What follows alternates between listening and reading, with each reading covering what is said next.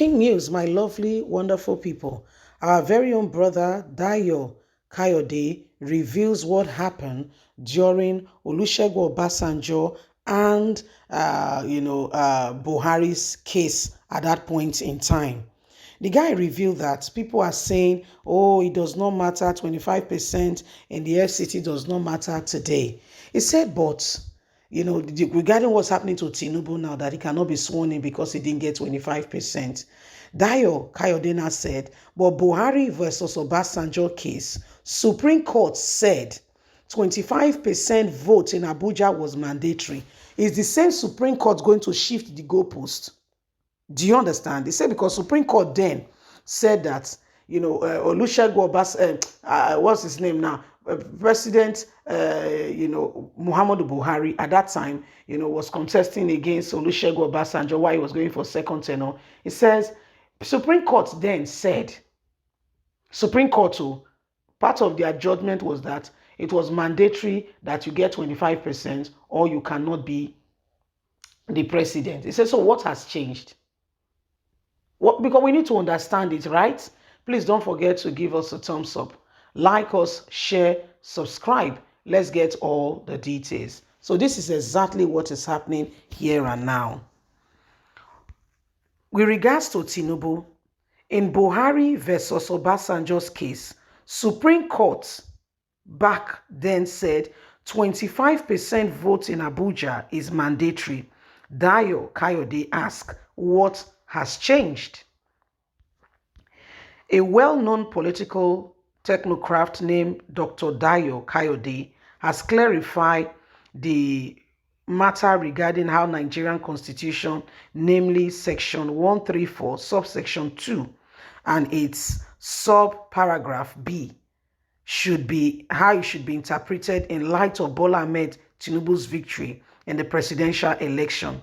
Dr. Kayode disclosed in 2005 Supreme Court case involving Muhammadu Buhari and the former ANPP and then the incumbent President Olusegun Obasanjo of the People Democratic Party in a video he posted on YouTube by the News Center TV.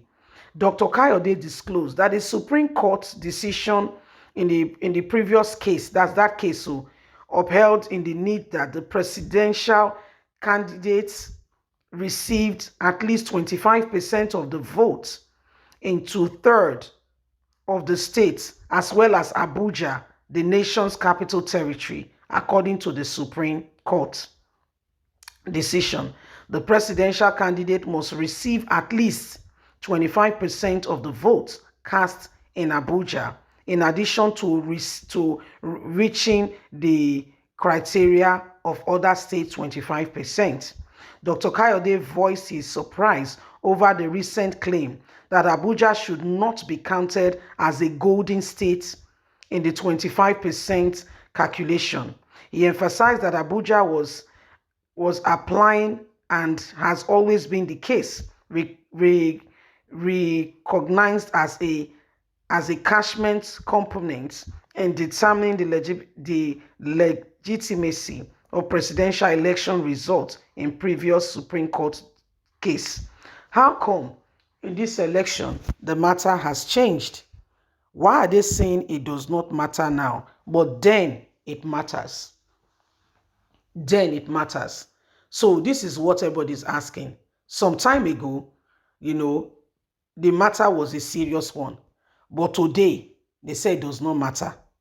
Some time ago, the matter really, when Olusegun Obasanjo and Buhari's case came up at that time, the Supreme Court then says the winner must win to 2/3 and 25% from the Federal Capital Territory. So today, what it don't happen, what it don't change the whole, why the thing don't different?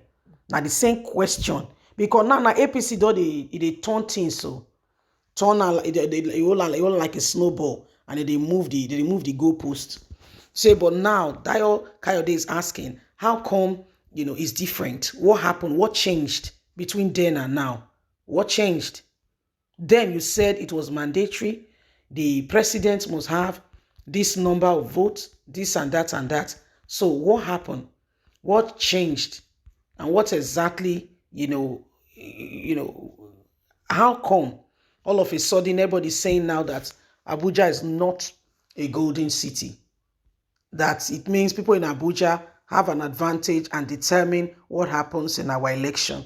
Now, all this is coming from the hill that the president-elect did not get 25% in Abuja. The president-elect did not get 25%. It was the Labour Party candidate that had over 25%. And now it's a real issue because lawyers are debating it, but every one of us don't resolve ourselves, say, may the presidential tribunal begin, then may we know where we stand. May we understand, where the matter be. We want to understand it. We want to understand where this matter dey, because the same people, they shift the goalposts, but we need to understand what exactly is going on. Yeah, we need to understand it. So these are some of the issues going on, and why every single person, we cannot afford to harbor the same thing. Something is not right, but then you hold on to it as though it is what it is. That's not the main thing there. That's not the main thing we're talking about. So these are very, very serious matter that need need serious serious issues here that needs to be looked at deliberately. We need to know where we are standing and where we stand in all of this. Nobody should sit back there and pretend that everything is going well. We need an urgent, sincere, move to come out of the same thing over and over again so we can truly, sincerely make progress. The same people once told us that it was mandatory. The same people now said, that state is not a golden state. It's not a golden state. You cannot determine who become president. When it's convenient, we use that phrase. When it's not convenient, then we change goalposts. Who does that help? What exactly is going on? And how does that sort out the issue of what is going on in our country? You cannot continue with the same thing over and over again and expect a different result. If change is going to come, every single one of us must understand it, that we have a part to play. Yes, justice is not a function, it's not a matter for one person. It's every one of us being inclusive. God bless. Have a fantastic and a lovely day. From us, it's bye for now. Have a good day. Bye-bye.